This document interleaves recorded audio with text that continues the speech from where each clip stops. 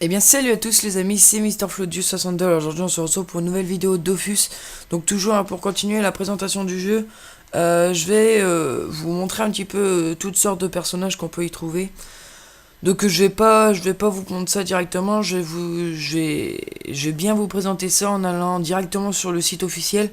Donc pour ceux qui ne connaissent pas, ils vont le découvrir comme moi et qui ne savent pas où aller voir. Donc tout d'abord, vous allez sur votre moteur de recherche, vous tapez dofus.com pour se diriger directement sur le site officiel. Donc c'est le premier lien. Donc une fois que vous arrivez là-dessus, hein, donc moi j'ai déjà mon compte parce que j'ai joué à Dofus, vous allez dans encyclopédie et les classes. Donc une fois dedans, vous pouvez voir que vous avez tous les personnages. Après on peut avoir les métiers aussi, mais sur cette vidéo on va plutôt se concentrer sur les personnages. Alors, donc on a 16 personnages, hein, on va présenter un par un, on va lire leur texte un par un. De toute façon, je vous mettrai le lien dans la description, le lien du site dans la description. Donc si je ne l'ai pas mis dans les anciennes vidéos, c'est parce que je pensais plus le mettre quand je vais faire une présentation dessus en fait, donc c'est pour ça. Donc on va commencer par lui. Alors, le Feka. Donc le Feka sont de loyaux protecteurs toujours sur la défensive. Ils sont appréciés dans les groupes d'aventuriers pour leurs armures élémentaires et leur capacité à encaisser les coups durs. Donc ils sont généralement maîtres dans l'art des signes magiques. Donc quand il va y avoir des grabuches, les Feka sortent leurs glyphes. Donc voilà. Donc les vidéos, hein, vous regarderez si vous souhaitez. Donc ici on a les différentes caractéristiques basiques. Donc pour la protection, le Feka peut réduire les dommages subis et les dommages occasionnés par ses adversaires. Ensuite, tank, donc le Feka peut réduire la fuite de ses adversaires afin de les garder en contact. Il peut utiliser un glyphe qui empêche des cibles d'être repoussées. Donc ça c'est pas mal pour les tofu, parce que je sais pas si vous avez déjà combattu des tofu, mais le problème des tofu c'est que quand ça vous attaque, ça part à une distance, donc vous avez pas assez de points de mouvement pour les rattraper. Après, entrave, donc le Feka peut retirer des points de mouvement et d'action avec ses glyphes. Il peut également retirer de la portée, donc ça c'est vraiment pas mal. Donc ici on peut voir le personnage comment il est. Donc vous changez avec les flèches, hein, pour le tourner. Donc là c'est en masculin, donc ici féminin. Vous pouvez voir que c'est tout le temps le même style, mais ce qui est pas mal, que je trouve pas mal, c'est que les personnages changent quand même. Donc voilà, donc après vous choisissez, hein, ce que vous voulez. Donc au niveau des sorts, donc on en a plein, hein, franchement, c'est varié. Donc ça se débloque au fur et à mesure des niveaux du personnage. Donc voilà. Donc après, hein, tout ce qui est caractéristique des sorts, je vais vous laisser regarder parce que sinon ça a pu être une vidéo de 15 minutes, ça va être une vidéo d'1 heure. Alors ensuite, on a Osamodas. Alors Osamodas, les Osamodas sont des dompteurs nés. Ils ont le pouvoir d'invoquer des créatures et sont de remarquables dresseurs. Une rumeur prétend qu'ils taillent leurs vêtements dans la peau de leurs ennemis, mais allez donc leur demander ce qu'il en est. Si vous êtes de son côté, un Osamodas, excusez-moi, sera au petit soin pour vous. Dans le cas contraire, peut-être terminez-vous votre vie sous la forme d'une botte ou d'un bonnet fourré. Donc en gros, l'Osamodas, il est plus basé sur le soin et l'invocation. Donc comme on peut le voir ici, l'invocation, l'amélioration, donc l'Osamodas peut augmenter les points d'action, les points de mouvement et les points de vie de ses alliés. Donc en gros, c'est à la fois un dresseur, à la fois un soigneur, à la fois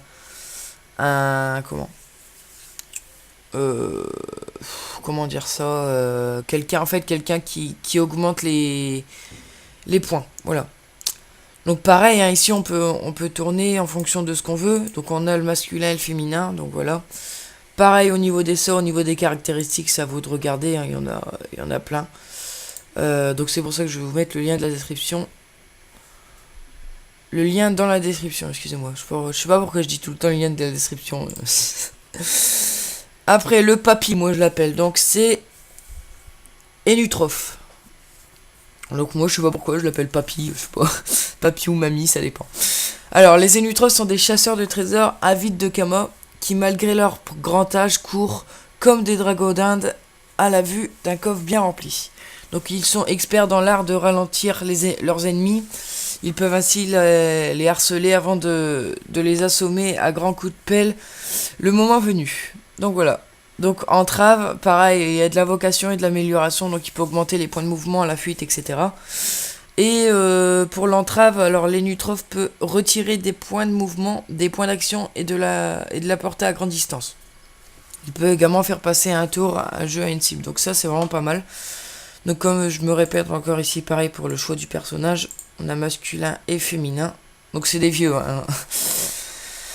Mais ils sont vraiment pas mal comme personnages. Moi, personnellement, j'avais bien aimé. Ensuite, on a les Scrams. Alors les Scrams, c'est les premières c'est le tout premier personnage que j'ai pris quand j'ai commencé à jouer à Dofus en fait. Alors, les Scrams sont des assassins qui aiment les bourses, donc rebondis de préférence. Trousser les pans d'une tunique, tâter le fond d'une poche, faire preuve de doigté, palper enfin des bijoux tant convoités avant de poser un piège ou d'asséner un coup mortel. Voilà la vie d'un disciple de Scram. Alors les dégâts, donc le Scram pose des pièges et peut empoisonner ses adversaires, donc en plus lui on va dire qu'il est plus furtif. On va dire qu'il pose des pièges pour foutre les dégâts. Il a quand même des attaques pour donner des dégâts, mais le principal c'est ça. Alors l'entrave, donc pareil, hein, il a de l'entrave, donc il retire des points de mouvement, etc. Ensuite les placements, donc il peut pousser et attirer ses ennemis sur ses pièges, grâce au sort. Donc ici on a le masculin qui, on dirait un chaffeur en fait, un chaffeur personnage, on va dire ça comme ça. Ensuite on a le féminin, donc voilà. Donc vous choisissez votre personnage, pareil au niveau des sorts c'est varié, selon les niveaux, à vous de choisir. Après on a les Xelor. Donc les Xelor. Donc les Xelor sont des mages hein, qui maîtrisent le temps et toutes les mécaniques qui donnent l'heure, donc carillon, horloge et pendule. Leur obéissent au doigt et à l'œil. Donc en gros ils invoquent en fait, si vous préférez. Les Xelor jouent donc avec le temps pour ralentir un ennemi ou se téléporter où bon leur semble. Donc pareil au placement et au déplacement il peut se téléporter vers les cibles. L'entrave pareil il peut retirer des points d'action. Et au niveau des dégâts il peut optimiser ses dégâts en manipulant le temps. Donc en fait il invoque des choses qui vont permettre d'envoyer des dégâts à leurs ennemis en fait. Donc ici pareil on peut voir le féminin et le masculin. Ensuite on a les K-Flip, donc c'est le personnage que j'ai actuellement où je suis niveau 37 je crois, un truc comme ça. Donc j'ai commencé il y a une semaine à jouer avec ceci, avec une semaine que 3 jours ouais, à jouer avec celui-ci. Alors les K-Flip sont des guerriers joueurs qui se fourrent dans les endroits où l'on peut gagner gros et perdre beaucoup. Donc un K-Flip bien dans sa peau, parie sans arrêt, pour tout et pour rien. Mais attention, il prend le jeu très au sérieux et ira même jusqu'à risquer sa vie sur un jet de dés pour tenter de remporter la mise. Donc en gros c'est un joueur si vous préférez. C'est un gros joueur. Il aime jouer et prendre des risques. Donc voilà. Donc au niveau des dégâts. Donc il occasionne d'importants dégâts à court et à moyenne portée. Donc ça ce qui est pas mal. Donc pour ceux qui sont plus corps à corps, je le conseille vivement. Et ceux qui sont un peu en retrait, il est pas mal aussi. Au niveau des améliorations. Donc il peut augmenter les points de mouvement, les points d'action et les points de dommage. Et les dommages quoi. Il peut donner des bonus à l'avatar à chaque tour. Donc là, il fait tout en fait. Il fait les points d'action, les points de mouvement et les dommages. Donc il fait les trois, donc ce qui est vraiment pas mal. Et aussi ce qu'il fait, c'est qu'il peut soigner les alliés en utilisant ses sorts offensifs. Donc son invocation peut soigner également. Donc en gros son invocation c'est le chat. Donc je vais vous la montrer ici. C'est celui-ci. Donc le chat ce qu'il fait habituellement c'est qu'il attaque et en même temps d'attaquer il vous soigne. Donc si vous l'améliorez il peut vous soigner gros en fait. Ensuite on a les Niripsa. Alors les Iniripsa sont des guérisseuses qui soignent d'un simple mot. Ils utilisent le pouvoir de la parole pour soulager les souffrances de leurs alliés, mais parfois aussi pour blesser leurs ennemis. Donc certaines Eniripsa sont même devenus des véritables arpenteurs du verbe, des rôdeurs de langue oubliée. Donc au niveau des soins, il peut soigner et voler de la vie. Au milieu des améliorations, il augmente les points d'action et la portée. Au niveau des entraves, il retire les points d'action et les points de mouvement. Donc pareil au niveau masculin, féminin. Ensuite, on a le Lyop. Donc le Lyop qui est franchement le personnage principal, le plus cheaté d'après moi. Donc les Lyop sont des guerriers fonceurs. Et sans reproche, une chose est sûre, les Lyop savent faire parler les armes. D'ailleurs, se retrouver pris dans une bagarre au moins une fois par jour est pour eux un signe de bonne santé. Leur tempérament impétueux, je sais pas, fait des lots des paladins de l'extrême capables du meilleur comme du pire. Alors là pareil, hein, il a tout. Donc au niveau des dégâts, il peut occasionner d'importants dégâts sur une cible ou en zone, ça dépend. Après le Yop, il peut augmenter les dommages, les points d'action et les points de vie. Donc les points de vie, ce qui est vraiment important lors d'un combat bien dur. Après le Yop, il peut bondir vers une cible, la repousser ou la tirer. Donc en gros, il peut se téléporter, etc. Donc je voulais juste vous présenter un petit sort. Je sais pas si... Non, il va pas le présenter. Donc c'est un sort en fait qui prend 3 cases et amélioré, ça peut vous enlever jusqu'à 70 vies au niveau 20. Donc c'est vraiment pas mal pour un début. Donc c'est pour ça. Donc après on a les cras. Alors les cras, c'est en fait tout simplement des archers. Aussi fiers que précis, ils font des alliés précieux contre les adeptes de la mêlée franche. Donc ça c'est pour ce personnage, c'est plus pour les personnes qui aiment la distance. Donc restant à distance, décrochant leurs traits, emprenés dans le moindre orifice, laissés sans surveillance, ils ne laissent aucun répit à leurs adversaires. Donc au niveau des dégâts, il occasionne toujours des dégâts importants à grande distance. Ces dommages sont plus en plus importants au fil des tours, hein, donc ces dommages augmentent pendant le combat. Au niveau des entraves, il retire les points de mouvement, les points d'action, la portée et peut repousser ses adversaires pour les maintenir à distance. Et au niveau des améliorations, il améliore temporairement ses dommages et sa portée. Donc voilà, pareil, homme, femme, voilà. Donc on a encore pas mal de personnages. Donc c'est pour ça que je vous dis faire les sorts, ça serait devenu trop long. Donc c'est pour ça que je préfère que vous allez voir vous-même. Alors les Sadidas, ou les Sadidas selon comment vous les appelez, ce sont des invocateurs qui empoisonnent la vie de leurs ennemis. Donc apprivoiser les ronces pour en faire des armes terrifiantes, confectionner des poupées de guerre et de soins, voilà qui satisfait toute discipline Sadida digne de son nom. Donc on a les invocations, hein, donc invoque des poupées qui l'assistent en combat. Entrave, il retire les points de mouvement et bloque des lignes de vue avec ses invocations et les soins. Oula, ça remonte à chaque fois. Il peut profiter de ses invocations pour générer du soin sur ses alliés ou sur lui-même. Pareil, on a le mec et la femme. Donc ça, vous choisissez hein, selon votre envie. Ensuite, on a les sacrieurs. Donc les sacrieurs, ce sont des berserkers donc qui décuplent leur force dès qu'ils sont frappés en fait. Donc n'ayant pas peur de recevoir des coups, ni de s'exposer aux blessures, ils seront souvent en première ligne, prêts à verser le premier sang. Le sacrieur est vraiment le compagnon idéal pour vos longues soirées guerrières. Donc au niveau tank, le sacrieur il peut maintenir sa cible au contact en lui appliquant un malus de fuite.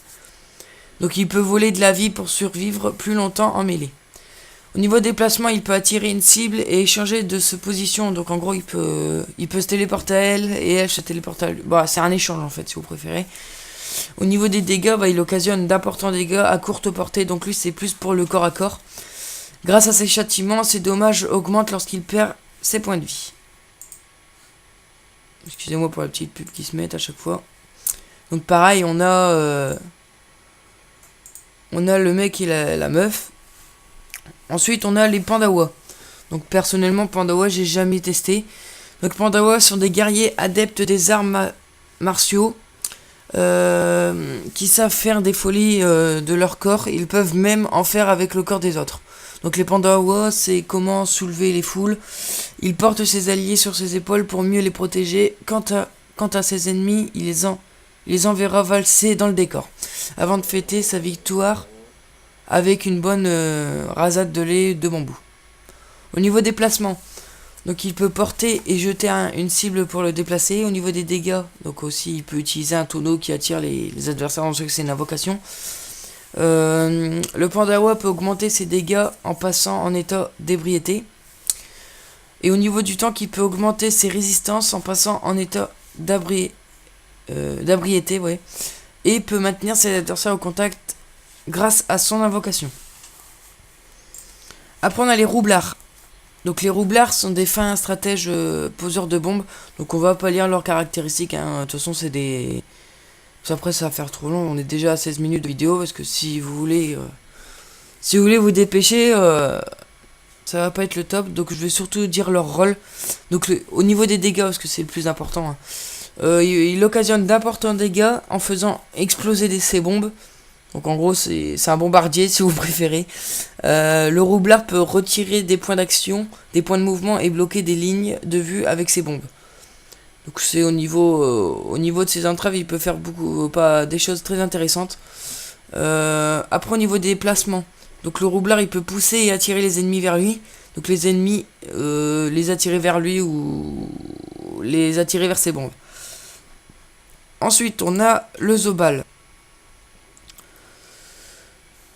Ah oui, j'ai oublié de vous montrer au niveau des féminins masculins. Voilà, donc ici on a le masculin et le... Ah non, je me trompe, c'est ici. Et le féminin, donc voilà. Donc c'est à peu près le même style, hein. Après on a le masque du Zobal, donc le Zobal. Alors, au niveau de tank, donc il peut réduire la fuite de ses adversaires, augmenter son tacle en utilisant son marque défensif et se positionner en mêlée. Au niveau de la protection, il applique des boucliers temporaires qui absorbent les dommages. Donc en gros, c'est les boucliers, c'est pas lui qui prenne. Au niveau des dégâts, donc il peut utiliser son masque offensif pour augmenter ses dommages. Donc ça doit être un sort. Personnellement, je l'ai jamais utilisé, donc pareil, mâle femelle. Après, on a les steamers. Alors, les steamers, donc leur rôle. Alors, le steamer peut soigner ses alliés et ses tourelles. Sa tourelle gardienne peut soigner. Donc en gros, il invoque des tourelles qui peut soigner et attaquer à la fois. Donc le steamer peut pousser et attirer. Sa tourelle tactirelle. Oula, ouais si c'est ça, tactirelle. Peut pousser, attirer et échanger de position avec une cible. Donc les steamers peuvent occasionner des dommages de plus en plus importants en faisant évoluer sa tourelle harponneuse. Donc voilà, c'est ce que je vous disais. Donc pareil, on a pour les hommes et pour les femmes. Et pour le dernier personnage, donc l'héliotrope. Alors l'héliotrope, il se déplace et Oh, j'en ai marre des petites pubs comme ça qui arrivent et qui font bouger tout. Donc il se déplace et déplace d'autres cibles grâce à ses portails. Ensuite, au niveau des dégâts, il peut augmenter les dégâts des sorts qui traversent ses portails. Et ces portails permettent de déplacer la zone d'impact des sorts. Donc en gros, lui, on va dire qu'il se déplace et qu'il attaque grâce à ses portails. Donc au niveau des soins, il peut soigner des cibles avec des sorts ou soigner les cibles qui utilisent ses portails. Donc voilà. Donc les cibles, en fait, c'est pas obligatoirement les ennemis, hein. Donc vous voyez à peu près à quoi il ressemble. Donc là, on a le mâle et là, on a la femelle. Donc voilà. Donc comme je vous l'ai dit, hein, je mettrai les liens du site dans la description. Comme ça, vous pourrez aller vérifier ou aller voir plus précisément. Donc voilà, donc j'espère que vous avez aimé cette vidéo. N'oubliez pas de vous abonner, de liker et de commenter. Et on se retrouve pour un prochain épisode. Allez, kiss les amis.